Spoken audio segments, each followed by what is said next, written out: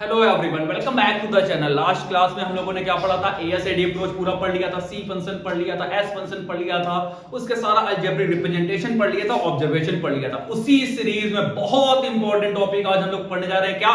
Multiplier, relationship between multiplier and MPC, relationship between multiplier and MPS, और उसका एक एक हम लोग क्या कर लेंगे? क्वेश्चन कर लेंगे। डन?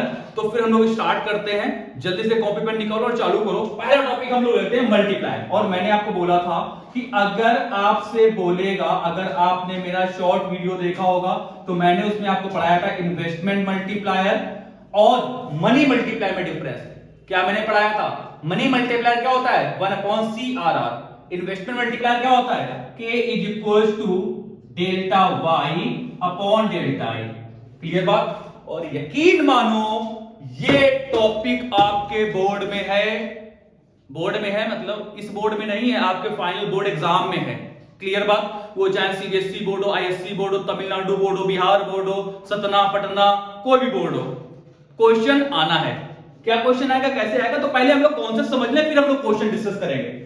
फॉर्मूला क्या है? K equal to delta y upon delta i। What is delta y? That is called the additional income. और अगर आप एडिशनल पैसा कमाना चाहते हैं तो डेफिनेटली आपको क्या करना पड़ेगा? Additional investment. तो यार ये है क्या मल्टीप्लायर? ये क्या भला इन्वेस्टमेंट मल्टीप्लायर? ये एक रेशियो है। किसका रेशियो है? एडिशनल इन्वेस्टमेंट और एडिशनल इनकम का। बात समझ में आई? डिफाइन में आप यही लिख सकते हैं। क्या है investment multiplier? It is the ratio between the additional income and additional investment. Formula लिख दो, K इक्वल टू क्या? Delta y upon delta i। Clear बात? अब ये कॉन्सेप्ट पढ़ने के बाद हम लोगों ने बोला कि क्या सर कोई रिलेशनशिप होती है? वैसे भी फरवरी का महीना चल रहा है तो रिलेशनशिप की बातें तो होनी चाहिए। तो रिलेशनशिप किस किस के बीच में पढ़ेंगे? K एंड एमपीसी के बीच में। K मतलब मल्टीप्लायर, एमपीसी मतलब मार्जिनल प्रोपेंसिटी टू कंज्यूम। तो अगर K और एमपीसी के रिलेशनशिप की बात करेंगे तो इसका रिलेशनशिप क्या होगा? K is equal to 1/1 minus MPC. क्या होगा? K is equal to 1/1 minus MPC. मतलब K और एमपीसी दोनों का रिलेशन कैसा होगा? पॉजिटिव। दोनों एक दूसरे के रिलेशनशिप को लेके क्या है? बिल्कुल पॉजिटिव है। मतलब शादी वादी इनको करनी है। तो K और एमपीसी दोनों क्या है? पॉजिटिवली रिलेटेड है। मींस अगर K की वैल्यू बढ़ेगी तो ये श्योर है एमपीसी की वैल्यू भी बढ़ेगी। K की वैल्यू अगर घटेगी तो भी ये श्योर है एमपीसी की वैल्यू घटेगी। बात समझ गए? तो सर इन्वेस्टमेंट मल्टीप्लायर क्या होता है? K equal to delta y upon delta i। Sir relationship क्या है K और एमपीसी में? K equal to 1/1 minus MPC. Clear बात? सर K और एमपीसी का रिलेशन कैसा है? पॉजिटिवली रिलेटेड है। मींस K की वैल्यू बढ़ेगी तो एमपीसी की वैल्यू बढ़ेगी, K की वैल्यू घटेगी तो एमपीसी की वैल्यू घटेगी। लास्ट वीडियो में जब मैंने एमपीसी और एमपीएस फंक्शन आपको पढ़ाया था तो मैंने आपको बताया था MPC plus MPS is equal to क्या होता है? 1 बताया था। तो 1 माइनस एमपीसी क्या हो जाएगा? एमपीएस। क्लियर बात? 1 माइनस एमपीसी तो वो तुमने यहां लिखा है ना। तो K और एमपीएस की अगर हम बात करें, K एंड एमपीएस, तो K इज इक्वल टू ये फॉर्मूला क्या बनेगा? 1 अपॉन एमपीएस। क्यों बना? क्योंकि 1 माइनस एमपीसी की जगह पे हमने क्या लिख दिया?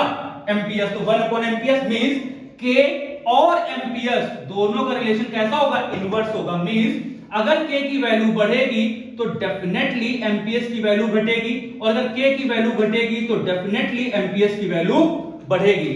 पूरे कॉन्सेप्ट समझ में आ गए क्या? समझ में आ गए क्या? जल्दी से स्क्रीनशॉट ले लो, मैं जल्दी से रिवाइज कराता हूं। Investment multiplier K equal to delta y upon delta i। Relationship between K and MPC K equal to 1/1 minus MPC. Because we know that 1 minus MPC क्या होता है? एमपीएस। तो K और एमपीएस का रिलेशन कैसा हो जाएगा? इनवर्स। K और एमपीसी रिलेशन कैसा होगा? पॉजिटिव। डन? अब अगर आप चाहो तो यहीं से क्वेश्चन आपसे दे देगा, वो बोलेगा find K when MPS is equal to 0.5। ये क्वेश्चन है भैया आपका 1 नंबर का। पूछेगा क्या? Find the value of multiplier when MPS equal to 0.5। तो हमें पता है ना K इज इक्वल टू क्या होता है? 1 अपॉन एमपीएस। 1 अपॉन 0.5 कितना हो जाएगा आपका आंसर? 2। बात समझ गए? पक्की बात? ओके। अब एक क्वेश्चन अगर हम इन्वेस्टमेंट मल्टीप्लायर की बात करें तो यहां पर कुछ क्वेश्चन ऐसा गिवन होगा कि मान लो एमपीसी इज इक्वल टू है 0.75। क्या माना? एमपीसी इज इक्वल टू 0.75 और आपकी इनकम है 600। तो कितना 600 इनकम है, उसने पूछा कि कितना इन्वेस्टमेंट कर दें, how much investment is required to reach the income level at 600। क्या मैंने बोला? एमपीसी की वैल्यू क्या है? 0.75। डेल्टा वाई कितना है? 600। निकालना क्या है? क्या निकालना है? डेल्टा आई। फॉर्मूला लगाते हैं, K is equal to, formula क्या है? Delta Y upon delta I. K की वैल्यू भी नहीं गिवन है, तो K इज इक्वल टू हो जाएगा delta Y 600 upon delta I.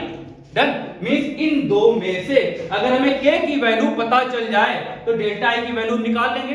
तो K की वैल्यू निकालने के लिए आप फॉर्मूला क्या लगाएंगे? K is equal to 1 upon 1 minus MPC. क्यों? क्योंकि यहां पर वैल्यू किसकी गिवन है? एमपीसी की। तो हमने फॉर्मूला क्या लगाया K फाइंड आउट करने के लिए? 1 upon 1 minus MPC, 1 upon 1 minus 0.75, ये कितना रहेगा? 1 अपॉन 0.25। तो K की वैल्यू कितनी आ गई? 4, मतलब 4। कैसे समझ आया? फिर से समझ लो, श्योरली क्वेश्चन है ये। ये मतलब ये नहीं, इसी पैटर्न का क्वेश्चन होगा, शायद वैल्यूज चेंज होगी। एमपीसी 0.75 दे रहा है, डेल्टा वाई पहुंच रहा है कि अगर हम अपनी इनकम 600 करना चाहते हैं तो how much additional investment is required. Clear बात? तो उसके लिए हमने फॉर्मूला क्या लगाया? K is equal to delta Y upon delta I. लेकिन यहां पर ना तो K दे रहा था और डेल्टा आई की वैल्यू तो हमें निकालनी थी, तो हमें किसकी वैल्यू चाहिए थी? K की। और K की और एमपीसी का रिलेशन क्या था? K equal to 1 upon 1 minus MPC, और एमपीसी की वैल्यू क्या थी? 0.75। जब इसको हमने सॉल्व किया तो K की वैल्यू कितनी आ गई? 4। क्लियर बात? अब लगा लो भैया अपना फॉर्मूला। अपना फॉर्मूला क्या है? K is equal to delta Y upon delta I. K की वैल्यू कितनी निकाली है? 4। तो 4 is equal to delta Y कितना है? 600 अपॉन डेल्टा आई। तो delta I is equal to कितना हो जाएगा?